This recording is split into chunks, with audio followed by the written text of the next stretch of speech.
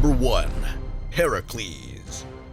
In Greek mythology, Heracles survived lions, giants, armies, and monsters that could kill ordinary men in just seconds flat. But his death began with a creature that he had already defeated. Years earlier, Heracles shot the centaur Nessus with an arrow poisoned by the blood of the Lernaean Hydra. As Nessus died, he convinced Heracles' wife, Deianira, that his blood could be used as a love charm. When Deianira feared that Heracles was abandoning her for another woman, she covered the ceremonial robe with the centaur's blood and sent it to him. She did not know that the blood still carried the Hydra's venom. Heracles put on the robe while preparing a sacrifice, and as the fabric warmed against his body, the poison began eating into his skin. The robe would not come off. It had already fused to his flesh. Heracles pulled harder, but the cloth tore away his skin and strips of muscle with it. The hero who had endured 12 impossible labors could do nothing against the pain spreading further through his own body. Knowing there was no cure, Heracles ordered a funeral pyre built on Mount Oeta. He climbed into it himself and waited for the flames. Heracles had defeated the Hydra years before, but its venom survived long enough to defeat him. That is a badass death, I gotta say. At number 2, we have Chulainn. In Ireland's Ulster cycle, Chulainn spent his life fighting entire armies alone. When his enemies finally came for him, they relied on fate, forcing him to break his sacred gisa, or taboos. He was forbidden from eating dog meat, yet also bound never to refuse hospitality. When 3 old women offered him dog meat beside the road, either choice would break one of his taboos. And guess what? He ate. He lost strength in his left hand and thigh. Weakened, Chulainn rode onto the plain of Muirthemne anyway. There, his enemies used his honor against him again.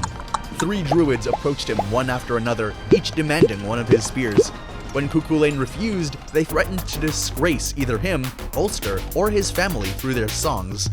And Chulainn could not allow that. Each time, he hurled the requested spear through the druid who had demanded it.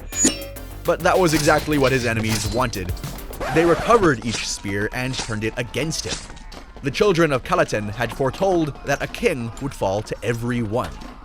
Lugaid threw the first. It killed Laeg, the king of the charioteers. Erk threw the second. It struck Liathmacha, the king of horses. Then Lugaid seized the third spear and hurled it at Chulainn, and it tore through the king of heroes. The weapon pierced his body, leaving him mortally wounded. But refusing to collapse, he dragged himself to a standing stone and bound himself upright with his war belt. Even dead, he looked ready to strike. No one approached him until a raven landed on his shoulder. When Lugaid finally cut off his head, Chulainn's sword fell from his lifeless hand and severed Lugaid's wrist. They destroyed everything around him before killing him, and even then, his corpse fought back. That is also pretty badass. At number 3, we have Māui. Māui, the great trickster hero found across Polynesian mythology, had slowed the sun, raised land from the ocean, and stolen fire for humankind. But his final challenge was death itself. His father had warned him that an error in the sacred rites performed after his birth had left him mortal. Māui refused to accept it.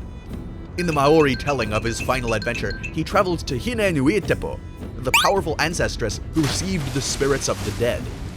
His plan was to reverse the path of birth. While Hineinuitepo slept, Māui would enter through her vagina, pass through her body, and emerge from her mouth.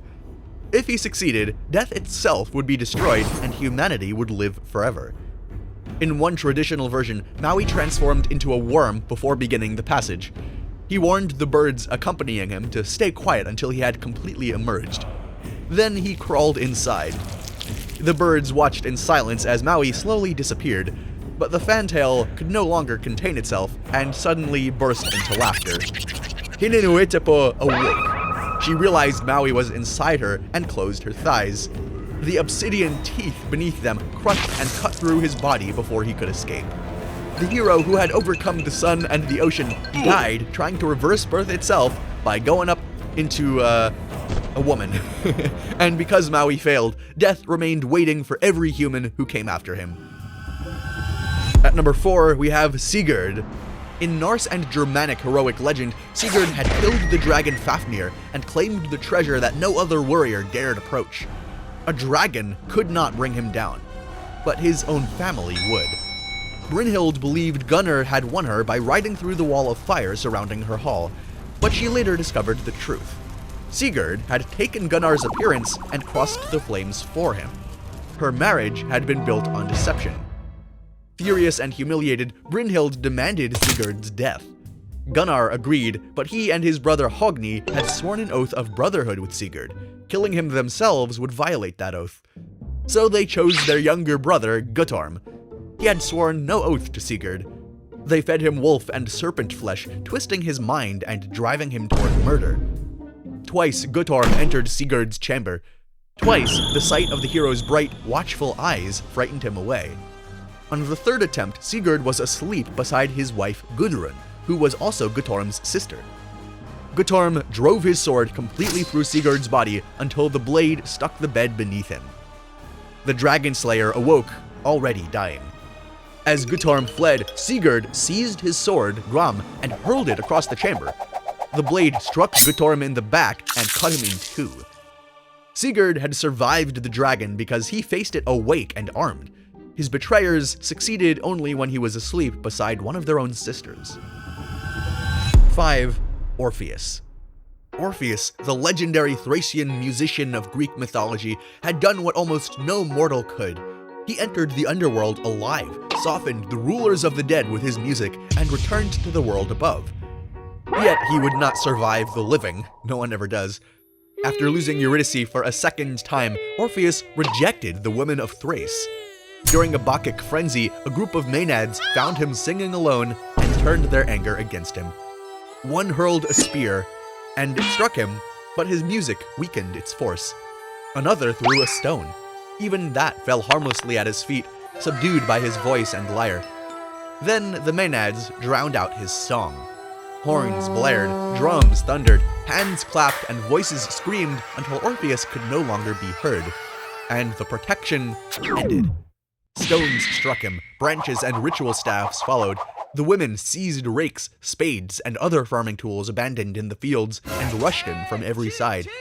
For the first time, Orpheus raised his hands and begged for mercy. But for the first time, his voice persuaded no one. They overwhelmed him and tore his body apart, scattering his limbs across the land. His severed head and lyre fell into the river Hebrus, where they continued producing a mournful song as the current carried them away. Orpheus had sung his way past death itself, but the living refused to listen. Number 6. Beowulf. In the Anglo-Saxon epic set in ancient Scandinavia, Beowulf had torn Grendel apart with his bare hands and survived a monster's lair beneath the water. 50 years later, he was an aging king. When a dragon began burning his kingdom, Beowulf chose to face it himself. He ordered his warriors to wait nearby and entered the fight beneath an iron shield. The dragon's fire swallowed him.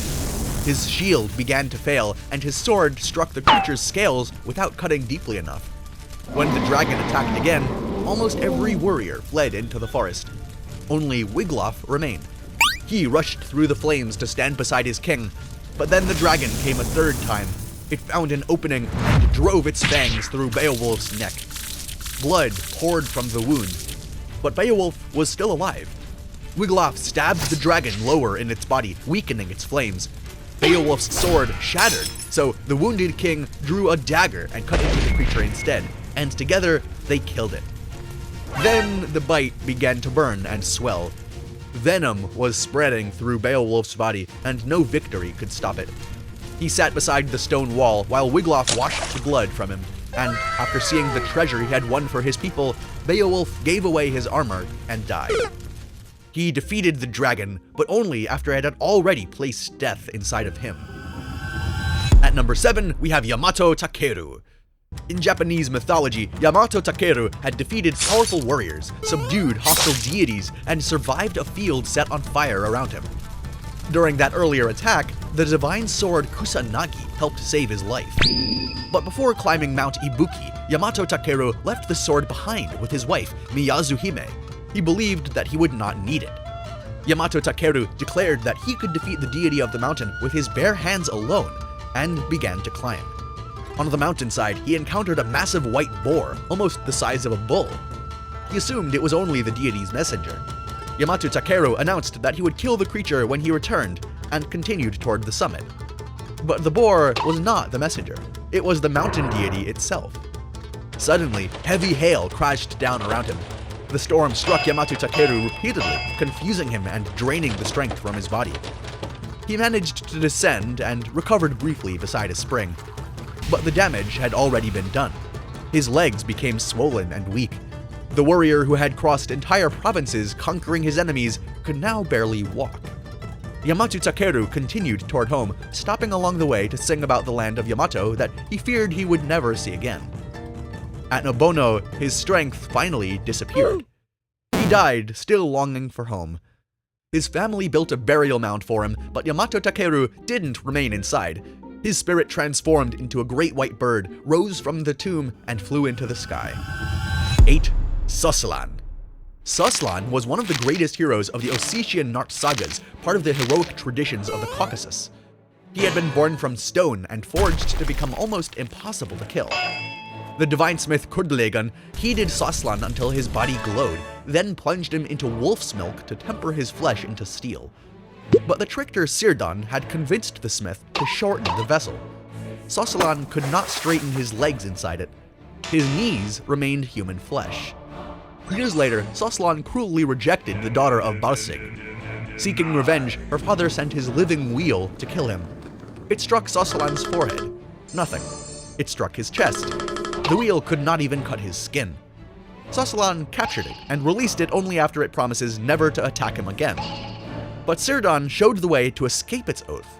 He sent it back to Chulainn, who fitted it with 2 sharpened steel spokes. Then the wheel returned while Soslan slept. This time, it aimed lower. It rolled across his unprotected knees and severed both legs, leaving the nearly invulnerable hero bleeding helplessly on the ground. Soslan died because one small part of him had remained human. However, it would not be the end of Soslan, because when Sigurd later mocked his grave, Soslan fired an arrow from the land of the dead and drove it through the traitor's skull. Even after death, he was not defeated. Anyway, these have been 8 of the coolest legends who have died in some very interesting ways. Hope you enjoyed. Remember to like and subscribe, and we will see you in the next video.